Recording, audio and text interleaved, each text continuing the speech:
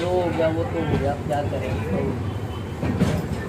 पर ये मोस्टली पक्की बात है, मैंने सोचा दिन जयपुर आऊँगा ना, उसके 2 या 4 से 5 दिन के बाद जो उसको दूसरी जयपुर दिखाऊंगा मैं, तो ये अब तो देख लो, उसके बाप की भी गाड़ जलाऊंगा, उसके बाप की भी गाड़ जलाऊंगा, उसके घर के बाहर ही बैठा नहीं, कोल्ड कॉफी पिलाऊंगा उसके घर के बाहर ही कैफे, मैं तेरी बहन को वही बैठूंगा, फिर आओ तुम।